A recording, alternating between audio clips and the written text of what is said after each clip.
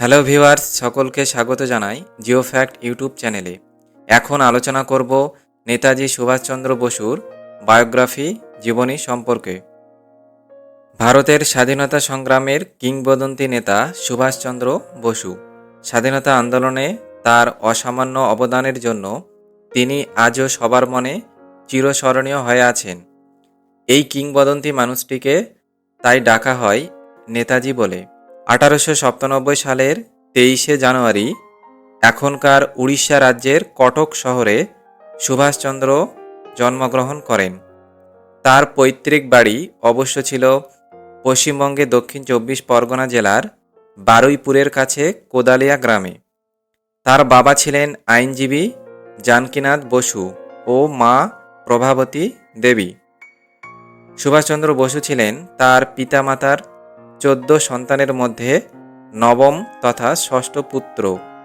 নেতাজি সুভাষচন্দ্র বসু ছিলেন ভারতের স্বাধীনতা সংগ্রামের ইতিহাসের সবচেয়ে বর্ণময় ব্যক্তিত্ব। ভারতের স্বাধীনতা সংগ্রামের সক্রিয় অবদানের জন্য নেতাজি সুভাষচন্দ্র বসুকে শ্রদ্ধা ভরে স্মরণ করবে।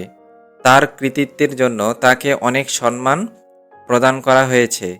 তার নামে একাধিক রাস্তা, শিক্ষা প্রতিষ্ঠান, আন্তর্জাতিক বিমানবন্দর, মেট্রো স্টেশন প্রভৃতি রয়েছে। দেশের বাইরে গিয়ে বিদেশি শক্তির সাহায্যে এক বিরাট সেনাবাহিনী গড়ে তুলে তিনি সরাসরি ভারতের ব্রিটিশ সেনাবাহিনীকে আক্রমণ করেছিলেন। তার এই আক্রমণের জেরেই দ্বিতীয় বিশ্বযুদ্ধের পর ব্রিটিশরা আর বেশি দিন ভারতকে নিজেদের অধীনে রাখতে পারেনি।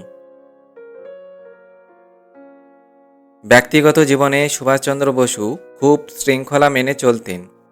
ব্যাপটিস্ট মিশন স্কুলে পড়াকালীন পরিচ্ছন্নতা আর সময়ানুবর্তিতার চর্চার মাঝে ছিলেন।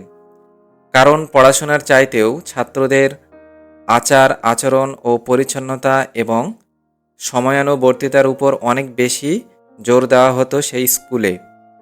বাল্যকালে এই অভ্যাসগুলো সুভাষচন্দ্রের চরিত্র গঠনের প্রভাব ফেলেছিল এবং সহকারী বন্ধু ক্ষিতীশ প্রসাদ চট্টোপাধ্যায় তার অভ্যাস সম্পর্কে লিখেছেন, ব্যক্তিগত জীবনে সুভাষ খুব বাধা নিয়মে চলত।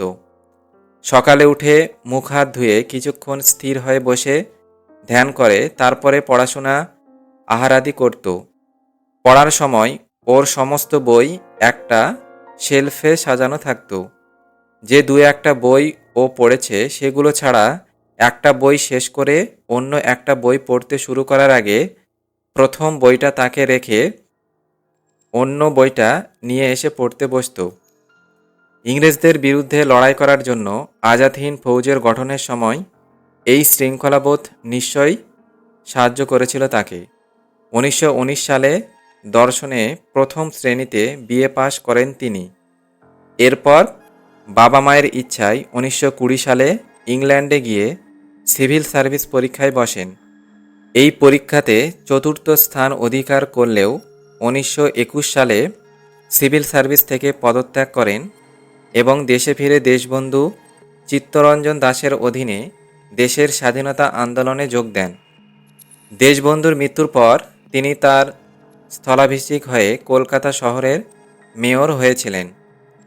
1938 সালে মহাত্মা গান্ধীর লবণ সত্যাগ্রহের আন্দোলনে যোগ দেওয়ার জন্য তাকে ইংরেজরা জেলে বন্দি করে। 1938 সালে হরিপুরা কংগ্রেস অধিবেশনে সর্বসম্মতিক্রমে সভাপতি নির্বাচিত হন সুভাষচন্দ্র বসু। কিন্তু গান্ধীজির সঙ্গে মতবিরোধ হওয়ায় 1939 সালের এপ্রিল মাসে তিনি এই পদ ত্যাগ করেন। এরপর জওহরলাল নেহরুর সঙ্গে তার মতবিরোধ হয়। তখন কংগ্রেসের মধ্যেই তিনি ফরওয়ার্ড ব্লক নামে একটি রাজনৈতিক উপদল তৈরি করেন। এরপরেই ব্রিটিশ সরকার তাকে গৃহবন্দী করে। সুভাষচন্দ্র বসু একনায়কতান্ত্রিক শাসনের প্রতি আকৃষ্ট ছিলেন, কিন্তু গান্ধী পরিপূর্ণভাবে এর বিপরীত অবস্থান নেন। ঐতিহাসিক গর্ডনের মতে গান্ধী অবশ্য বসুকে বাংলায় কংগ্রেস ও ভারতীয় জাতীয়তাবাদের নেতা সি.আর. দাসের পথে পরিচালিত করেন এবং তার মধ্যে বসু তার কাঙ্ক্ষিত নেতা খুঁজে পান। চিত্তরঞ্জন দাস গান্ধীর চেয়ে বেশি নমনীয় ও চরমপন্থার প্রতি বেশি সহানুভূতিশীল ছিলেন, যা সেই সময় বাংলায় বসুর মতো আদর্শবাদী তরুণদের আকৃষ্ট করেছিল। চিত্তরঞ্জন সুভাষচন্দ্র বসুকে জাতীয়তাবাদী রাজনীতিতে প্রবেশ করান। সুভাষচন্দ্র পরবর্তী প্রায় 20 বছর ভারতীয় জাতীয় কংগ্রেসের রাজনীতির সাথে জড়িত ছিলেন। ভারতের স্বাধীনতা সংগ্রামের ইতিহাসে নেতাজি সুভাষচন্দ্রের ভূমিকা অত্যন্ত গুরুত্বপূর্ণ। তিনি সকল দেশবাসীকে ধর্ম বর্ণ নির্বিশেষে এক অখণ্ড জাতীয় সত্তায় বেঁধে জাতীয় সংহতিকে দৃঢ় করেছিলেন। আজাদ হিন্দ ফৌজের জওয়ানদের মধ্যে তিনি ভালোবাসা ও আনুগত্যের এক আশ্চর্য অনুপ্রেরণা সৃষ্টি করেছিলেন। এমনকি দেশ স্বাধীন হলে সে দেশের প্রশাসন ও অর্থনৈতিক পরিকল্পনা কেমন হবে তাও ঠিক করে রেখেছিলেন তিনি।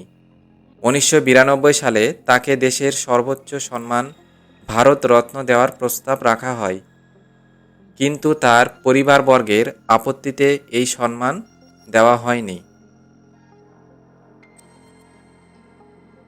ভারতীয় জাতীয় সেনাবাহিনী ইন্ডিয়ান ন্যাশনাল আর্মি মূলত গড়ে উঠেছিল জাতীয়তাবাদী নেতা রাসবিহারী বসুর হাতে। 1943 খ্রিস্টাব্দে রাসবিহারী বসু এই সেনাবাহিনীর দায়িত্ব সুভাষচন্দ্র বসুকে হস্তান্তর করেন। একটি আলাদা নারী বাহিনী রানী লক্ষ্মীবাই কমব্যাট সহ এতে প্রায় 85,000 সৈন্য ছিল।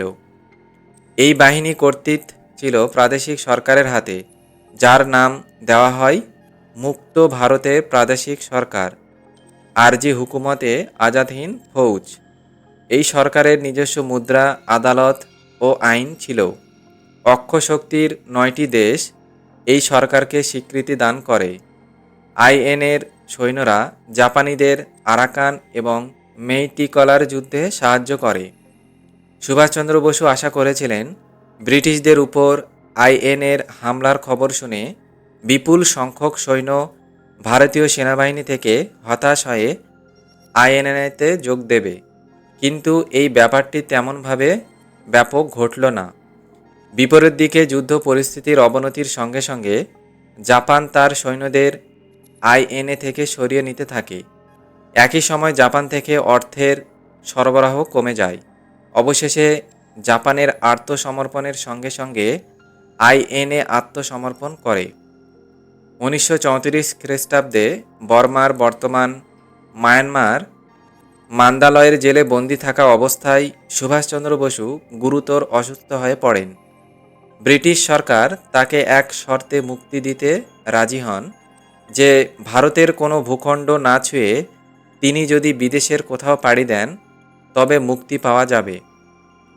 সুভাষচন্দ্র ইউরোপে যাওয়ার মনস্থ করেন ও ভিয়েনা পৌঁছান। 2 বছর চিকিৎসাধীন থাকার সময়ে অবসরে তিনি 2টি বই লেখার সিদ্ধান্ত নেন।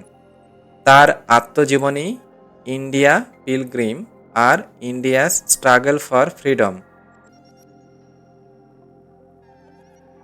রবীন্দ্রনাথ ঠাকুর সুভাষচন্দ্রকে দেশনায়ক আখ্যা দিয়ে তাসের দেশ নৃত্যনাট্যটি তাকে উৎসর্গ করেন। উৎসর্গপত্রে লেখেন, স্বদেশের চিত্তে নতুন প্রাণ সঞ্চার করবার পুণ্যব্রত তুমি গ্রহণ করেছ। সেই কথা স্মরণ করে তোমার নামে তাসের দেশ নাটিকা উৎসর্গ করলুম। আজাদ হিন্দ ফৌজের অভিযান ব্যর্থতায় পর্যবসিত হলেও সুভাষচন্দ্রের শৌর্য ও আপোষহীন রণনীতি তাকে ভারতব্যাপী জনপ্রিয়তা দান করে। নেতাজির জন্মদিন বর্তমানে পশ্চিমবঙ্গে, ত্রিপুরায়, আসামে ও উড়িষ্যায় রাষ্ট্রীয় ছুটির দিন হিসাবে পালিত হয়। স্বাধীনতার পর কলকাতার একাধিক রাস্তা তার নামে নামাঙ্কিত করা হয়। বর্তমানে কলকাতার একমাত্র indoor stadium Netaji indoor stadium নামে তার নামাঙ্কিত রয়েছে। নেতাজির জন্মশত বর্ষ উপলক্ষে দমদম বিমানবন্দরের নাম পরিবর্তিত করে নেতাজি সুভাষচন্দ্র বসু আন্তর্জাতিক বিমানবন্দর রাখা হয়। তার নামে কলকাতায় স্থাপিত হয় নেতাজি সুভাষ মুক্ত বিদ্যালয়। ও নেতাজি সুভাষ ইঞ্জিনিয়ারিং কলেজ এবং দিল্লিতে স্থাপিত হয় Netaji Subhash institute of technology. Kolkata মেট্রোয় দুটি স্টেশনে বর্তমানে নেতাজির নামাঙ্কিত। 1941 সালের 26শে জানুয়ারি সুভাষচন্দ্র বাড়ি থেকে অন্তর্হিত হন। এরপর দেশের বাইরে গিয়ে ভারতের স্বাধীনতা যুদ্ধের জন্য সৈন্য ও রসদ সংগ্রহ শুরু করেন। প্রথমে জার্মানির সঙ্গে কথা বলেন, পরে জাপানের সক্রিয় সাহায্য আদায় করেন। 1942 সালের জানুয়ারি মাসে রেডিও বার্লিন থেকে নিয়মিত বেতার সম্প্রচার শুরু করে দেন সুভাষ। পরের বছর পূর্ব এশিয়ায় গিয়ে রাসবিহারী বসুর হাত থেকে ভারতের স্বাধীনতা যুদ্ধের দায়িত্ব গ্রহণ করেন। গড়ে তোলেন আজাদ হিন্দ ফৌজ বা ইন্ডিয়ান ন্যাশনাল আর্মি। এই ফৌজে তিনিই হন সর্বাধিনায়ক। দেশবাসী তাকে নেতাজি অর্থাৎ মহান নেতা সম্মানে ভূষিত করেন। 1942 সালের 21শে অক্টোবর নেতাজি আরজি হুকুমত আজাদ হিন্দ বা আজাদ হিন্দ সরকার ঘোষণা করেন। এই সরকার সশস্ত্র সংগ্রামের মাধ্যমে ভারতে ব্রিটিশ শাসনমুক্ত করার জন্য বদ্ধপরিকর হয়। জাপানি বাহিনীর সহায়তায় আজাদ হিন্দ ফৌজ ভারত অভিযান চালায়, মণিপুরের কোহিমা দখল করে, স্বাধীনতা ভারতের প্রথম জাতীয় পতাকা সেখানে উত্তোলন করে এই বাহিনী। আন্দামান ও নিকোবর দ্বীপপুঞ্জ দখল করেছিলেন তারা। নেতাজি এই দ্বীপের নাম রেখেছিলেন শহীদ ও স্বরাজ দ্বীপ। তার বিভিন্ন উক্তিগুলি অত্যন্ত অনুপ্রেরণামূলক, বিশেষত তরুণ সমাজের কাছে। এক নজরে দেখে নেওয়া যাক তার কয়েকটি বিখ্যাত উক্তি। স্বাধীনতা কেউ দেয় না, অর্জন করে নিতে হয়। মানুষ টাকা কড়ি বাহিক্য আড়ম্বর দিয়ে কখনো স্বাধীনতা জয় করা যায় না। তার জন্য দরকার আত্মশক্তি, যা সাহসী পদক্ষেপ নিতে সাহায্য করে। শুধুমাত্র চিন্তার জন্য কোনো কোনো ব্যক্তির মৃত্যু হতে পারে, কিন্তু সেই চিন্তা আজীবন অমৃত থাকে এবং তা একজন থেকে আরেকজনের মাধ্যমে ছড়িয়ে পড়ে। যদি জীবনে সংগ্রাম ঝুঁকি না থাকে, তাহলে বেঁচে থাকা অনেকটা ফিকে হয়ে যায়। সত্যান্বেষণ না করা পর্যন্ত আমরা চুপ করে বসে থাকব না, বা উচিত নয়। সর্বদা সত্যতার মাধ্যমে জীবন অতিবাহিত করতে হবে।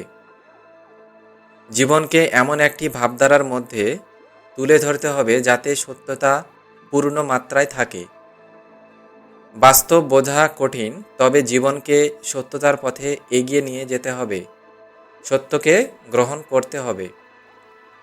স্বাধীনতার জন্য নিজের রক্ত দিয়ে মূল্য প্রদান করা আমাদের কর্তব্য। ঐতিহাসিকদের মতে 1945 সালের 18 আগস্ট সুভাষচন্দ্র বসুকে বহনকারী জাপানি বিমান জাপান শাসিত ফরমোসায় বর্তমান তাইওয়ান বিধ্বস্ত হওয়ার পর আগুনে দগ্ধ হয়ে সুভাষচন্দ্র বসুর মৃত্যু ঘটে। তাইহোকুতে দুপুর 2:30টার দিকে যখন সুভাষচন্দ্র বসুকে নিয়ে বোমারু বিমানটি উড্ডয়ন শুরু করে, তখনই এর যাত্রীরা বিমানের ইঞ্জিন থেকে একটি বিকট শব্দ শুনতে পান। রানওয়ে ট্র্যাকম্যান থেকে কারিগরেরা বিমান থেকে কিছু পড়ে যেতে দেখেন। পড়ন্ত বস্তু ছিল পোর্টসাইড ইঞ্জিন অথবা এর একটি অংশ এবং প্রপেলার। বিমানটি দ্রুত ডান দিকে ঝাঁকুনি দিয়ে এবং ভূমিতে বিধ্বস্ত হয়ে দুই ভাগে বিভক্ত হয়ে পড়ে। সঙ্গে সঙ্গে সেখানে আগুন লেগে যায়। তাইহুকুর দক্ষিণে নানমন সৈনিক হাসপাতালে চিকিৎসা সত্ত্বেও শীঘ্রই সুভাষচন্দ্র বসু কোমায় চলে যান। কয়েক ঘন্টা পর 1945 সালেই 18 আগস্ট শনিবার রাত 9টা থেকে 10টার মধ্যে স্থানীয় সময় হিসাবে 48 বছর বয়সে সুভাষচন্দ্র মৃত্যুবরণ করেন। কিন্তু তার মৃত্যুর সত্যতা আজও প্রমাণিত হয়নি। এই ছিল আজকের ভিডিও। তোমরা যারা নতুন ও প্রথম এই চ্যানেলে এসে ভিডিও দেখছো, অবশ্যই তোমরা জিও ফ্যাক্ট চ্যানেলটিকে সাবস্ক্রাইব করে রাখো এই ধরনের ইনফরমেটিভ এবং লেটেস্ট আপডেট ভিডিওগুলো দেখার জন্য।